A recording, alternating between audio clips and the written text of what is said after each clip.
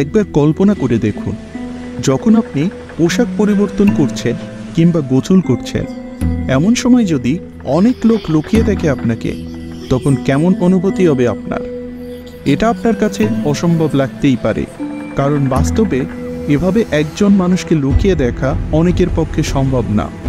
কিন্তু এটা অন্য এক শ্রেণীর প্রাণী দ্বারা সম্ভব, যাদের মানুষের মতোই বুদ্ধি, বিবেচনা ও অনুভূতি রয়েছে, আর তারা হলো জিন জাতি। আমরা তাদের দেখতে পাই না, কিন্তু তারা ঠিকই আমাদের দেখতে পায়। আর প্রত্যেক জীবনের আমাদের কিছু কার্যক্রম এইসব দুষ্ট জিনদের আকৃষ্ট করে তোলে আমাদের প্রতি।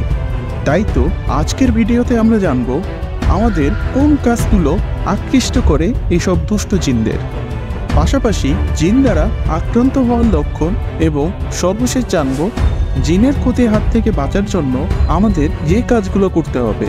মহান আল্লাহর নামে ভিডিওটি শুরু করা যাক। সর্বপ্রথম যে বিষয়টা নিয়ে আলোচনা করব সেটা হলো মানুষের কোন জিনিসগুলোর প্রতি জিনেরা সবথেকে বেশি আকৃষ্ট হয়। প্রথমত, জিনেরা সেই সব নারীদের প্রতি সবথেকে বেশি আকৃষ্ট হয় যারা বিশেষ করে অশালীন পোশাক পরিধান করে, ন্যূনতম কাপড় পরিধান ব্যতীত ড্রেস চেঞ্জ করে অথবা গোসল করে, এবং অধিকাংশ সময় একা থাকে। দ্বিতীয়ত, স্ট্রং সেন্ট। জিনেরা সুগন্ধে আকর্ষিত হয়, বিশেষ করে পারফিউম এবং সুগন্ধি তেলে, কারণ তাদের গন্ধের তীব্র অনুভূতি রয়েছে এবং তারা আনন্দদায়ক জিনিসের প্রতি বেশি আকৃষ্ট হয়। তৃতীয়ত, ভয়। যারা জিনদের ভয় পায়, জিনেরাও এমন লোকদের প্রতি তুলনামূলক বেশি আকৃষ্ট হয়। এর কারণ জিনেদের পক্ষে এ ধরনের মানুষকে বশীভূত করা কিংবা ক্ষতি করা তুলনামূলক সহজ।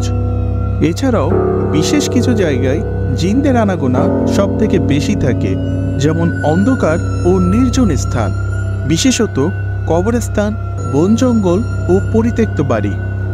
আবার দুর্গন্ধপূর্ণ ও নোংরা স্থান যেমন প্রসবখানা কিংবা পায়খানাতেও জিনদের আনাগোনা বেশি থাকে। এখন জিন দ্বারা আক্রান্ত হওয়ার লক্ষণসমূহ জেনে নেই।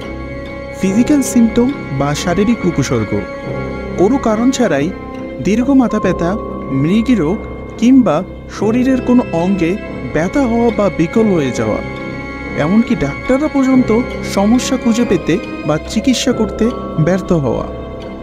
মেন্টাল হেলথ প্রবলেম বা মানসিক সমস্যা: মেজাজ বিক্ষিপ্ত হয়ে থাকা অর্থাৎ কোনো কিছুতে মন না বসা, ব্যাপক অলসতা অর্থাৎ সবসময় অবসন্নতা ঘিরে রাখা, ইবাদত বিমুখতা অর্থাৎ নামাজ, কোরআন তেলাওয়াত, জিকির আজকারে আগ্রহ উঠে যাওয়া, এছাড়া অনিদ্রা ও উদ্বিগ্নতা বৃদ্ধি পাওয়ার মতো সমস্যা দেখা দেওয়া। এরপর ঘুম সংক্রান্ত লক্ষণসমূহ: প্রায়ই বোবা ধরে অর্থাৎ ঘুমের মধ্যে এমন অনুভূতি হয় যে কেউ আপনাকে চেপে ধরে রেখেছে এবং আপনি নড়াচড়া করতে পারছেন না। ঘুমের মধ্যে প্রায়শই চিৎকার করা অথবা হাসি কান্না করা, স্বপ্নে কোনো প্রাণীকে আক্রমণ করতে বা ধাওয়া করতে দেখা, স্বপ্নে নিজেকে অনেক উঁচু স্থান থেকে পড়ে যেতে দেখা, অথবা কোনো গ্রস্থান বা পরিত্যক্ত জায়গা অথবা কোনো মরুভূমির সড়কে হাঁটাচলা করতে দেখা। তবে একটা বিষয় অবশ্যই মনে রাখবেন, শারীরিক রোগের কারণেও এসব সমস্যা দেখা দিতে পারে। তবে যখন দীর্ঘদিন যাবৎ এসব লোকের লক্ষণ দেখা যাবে, তখন ভাববেন কোনো সমস্যা রয়েছে। এখন আমরা জিনের ক্ষতি থেকে বাঁচতে বেশ কিছু আমল জেনে নিই, যেমন নিয়মিত নামাজ আদায়, কোরআন পাঠ করা, সর্বদা পাক পবিত্র থাকা, মিসওয়াক ব্যবহার করা, ঘুমের আগে আয়াতুল কুরসি এবং সূরা বাকারার শেষ 2 আয়াত পড়া, সব কাজে বিসমিল্লাহ বলা, ঘরে প্রবেশের এবং বের হওয়ার দোয়া পড়া, সহবাসের পূর্বে অবশ্যই দোয়া পড়া, পাশাপাশি বেশ কিছু কাজ সাবধানতার সাথে পালন করা, যেমন শালীন পোশাক পরিধান করা, ন্যূনতম পোশাক পরে গোসল কিংবা পোশাক পরিবর্তন করা, গান বাজনা থেকে বিরত থাকা, বাড়ি পরিষ্কার রাখা, অন্ধকার জায়গা এড়িয়ে চলা এবং কথা ও আচরণে সতর্ক থাকা। জিনদের আক্রমণ থেকে বাঁচার জন্য এই আমলগুলো প্রয়োজনীয় হলেও সব ক্ষেত্রে যথেষ্ট নয়। যদি এই ভিডিওটিতে আপনাদের আগ্রহ ও ভালোবাসা পাই, তাহলে আপনাদের জন্য অন্য একটি ভিডিওতে পরিপূর্ণভাবে জিন থেকে মুক্তির উপায় ব্যাখ্যা করার পাশাপাশি বাসাবাড়ি থেকে জিন তাড়ানোর পদ্ধতি, জিন দ্বারা আক্রান্ত রোগীর রুকাইয়া করার নিয়ম আলোচনা করব ইনশাআল্লাহ।